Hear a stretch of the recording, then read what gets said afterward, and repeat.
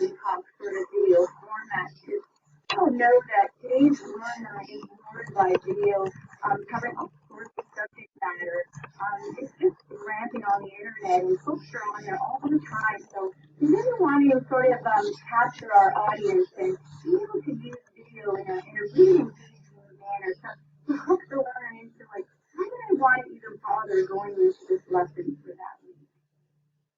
So I hope you'll be able to watch that and perhaps give me some feedback at some point. As you can see, like, what looks more interesting, I can almost bet that everybody would, pick that one here on the right. I'm going to share with you a live interactivity of it. Just getting creative with your headers. It is a really great way to sort of captivate that audience or chunking the material, because as you can see on the left, this is text heavy. This way you're really guiding the learner towards, where to go to and what to look at. I'll show you the live demo of that. Take a minute here. So as you can see, this interactivity, and we have so many to share today, and unfortunately we won't be able to get to all of them, but as you can see here, it's a really great way to chunk that material up. The imagery as well provides that emotional connection, really engaging and also motivating that sort of retention. Get back in here. It takes a bit here to get back to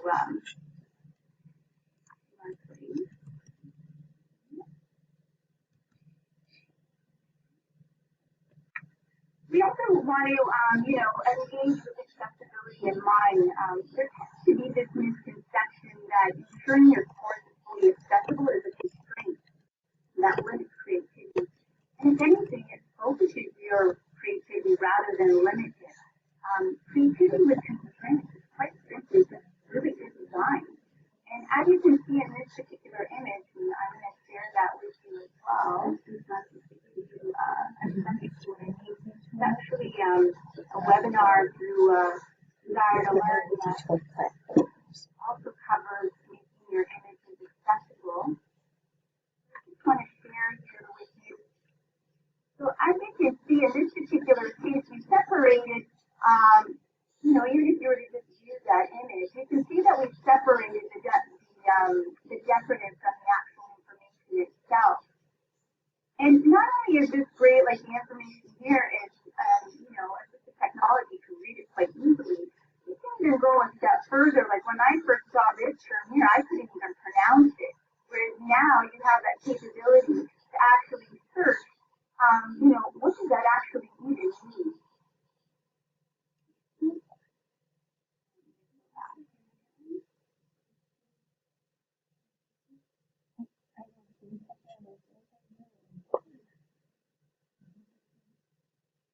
Also, with a lot of these elements, we want to motivate retention. In the end, that's one of the main things here is to motivate retention by demonstrating information in a memorable way, and also providing opportunities to be able to apply what's been demonstrated.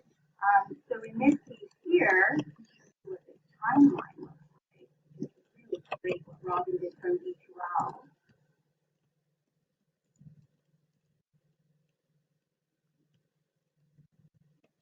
So you might be able to see as I scroll down on the screen, each of the items on the timeline appear. And some of you may feel like, oh, well, what about accessibility? Well, of course, it has to be thoughtful. You really have to put a bit more thought into your interactivity. And also in this case, there is the text-only version for this page. So nobody's excluded.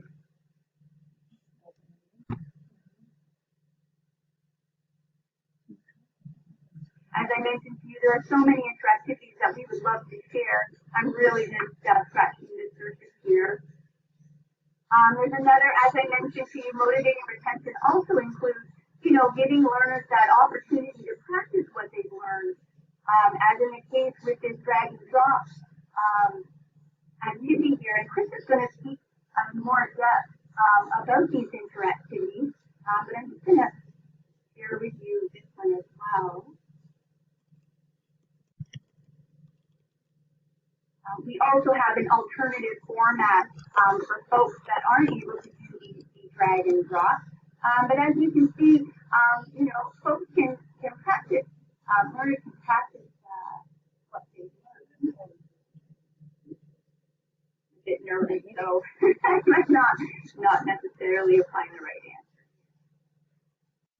So these are just a few of the ways that you can sort of think outside the box in a way to captivate your audience. And as I mentioned to you now, Chris is going to talk more in depth as to what makes an engaging online environment.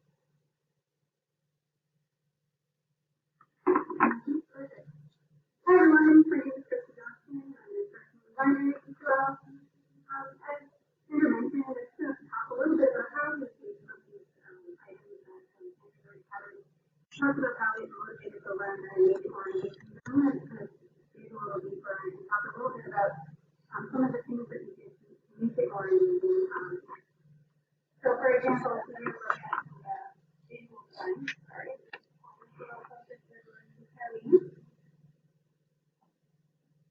So first we look at organization and consistency.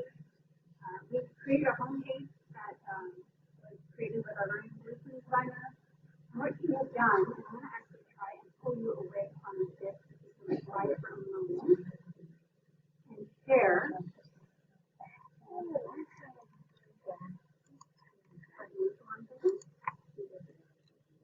So this is actually, you know, their live course. You can see that it has several modules, and what you're going to do is actually click on any of these modules, and it brings up every page in the course. And what this also does is it makes it really, really easy to find things in the course. So if they really want to go back and say, you know, there was something in that disability module that I really want to go back and check, they can pull that up and can go directly to, you know, a particular piece in the course. What we also did was we created a summary for every module that we have, as well as the introduction, and it was very great at creating really engaging pieces as well. It's very, very well written. And we also used a lot of rich images as well. And for this particular case, we actually went a little metaphorical, and you can see that for, you know, kind of facility images, we actually, you know, some greenery. And you'll also see as well that if you click on the learning outcomes, each and every module has, you know, projected learning outcomes for each particular module. So you can see the setup of each of these courses. There's been a lot of thought and consistency in each of these modules so that a learner doesn't have to guess at where they are or where they're going. It's very, very clear. This is the summary that we created. You'll also notice too that the banner in the summary, we have like a watermark there as well. So you know that it's the facility summary, because of the watermark image that also shows the introduction.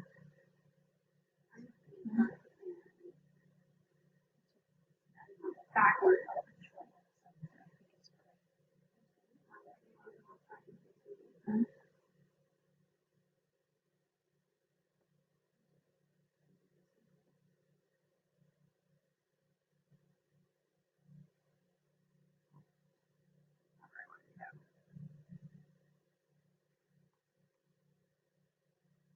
Sorry, just 1 second, please bear with me.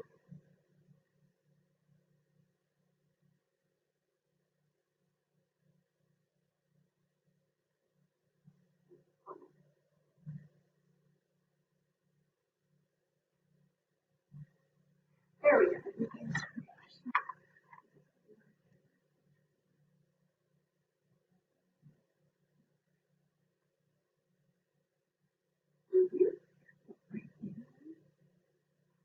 Okay. And then you'll also see that we've included a checklist at the very end of each module. You'll see that it's actually contributed a lot to the stuff of our learners in the sense that at the end of every module, they're given a reminder. Have you completed this assignment? Have you looked at this assignment? Have you completed your reading? And they can actually check off these items as they go. So at the end of the module, they know if they've completed everything, if they've checked off every item at the end of this module. This is the slide that we use for this course there was reasons behind it, but if you wanted to, that's that release indices too as well, so that the next module of course can't be opened until they've actually kept every item on this list. And that would release the next module.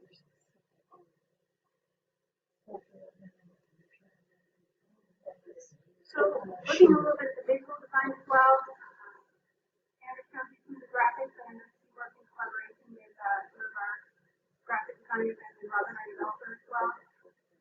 They obviously teach us a great deal to learning this particular table. We're looking at the graphic here. This originally was a pie chart, and I know Sandra wasn't happy with the pie chart because it wasn't quite articulating what shown or said.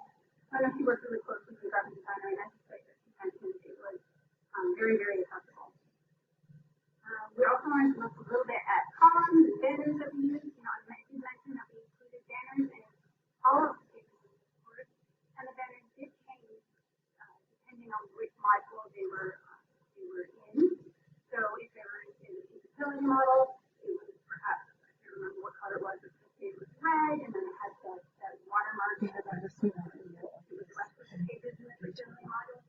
But when they changed to where they were in a different module, that might have changed to a blue or green, and that watermark would also change. So they always knew what chapter of the course they were in based on just that quick visual at the top.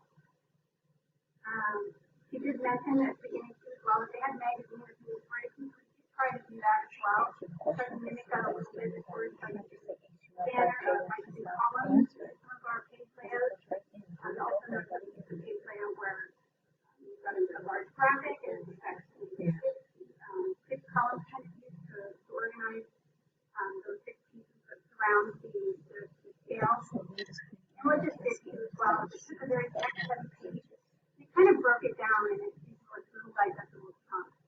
So again, it was a little intimidating at the beginning if you were reading it, but looking at this newly formatted page, it becomes a little bit easier to read and less intimidating. You'll notice that we also use icons. So whenever there was an activity on the page or a quiz or even a video, there was a quick little reference at the top of the page that said that there was something to do or to be done. And I did talk a little bit about some of the imagery already, but throughout the course you'll notice that we use very, very rich, high quality images throughout. A lot of these came from free sources, so there are a lot of great free source sites available now. And again, we collaborated with I used my best at the beginning and collected with my teachers and also as well. Some people as well. And then lastly, we also have some color boxes added and video pieces added. Color boxes is obviously to relate really important information or just a really interesting note.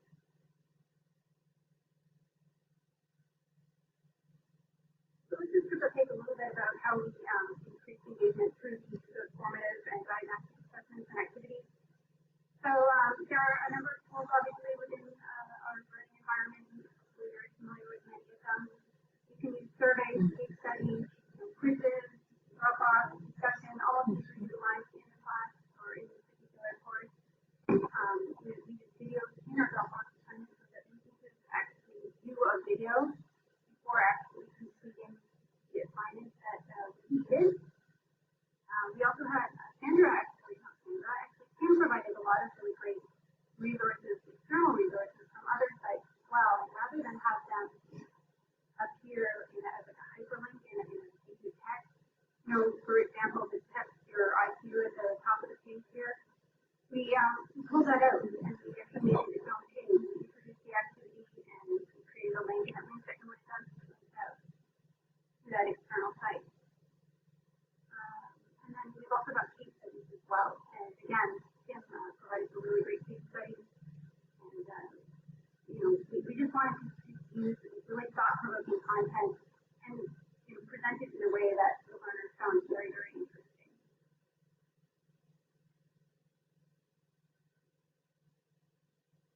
So we did use a lot of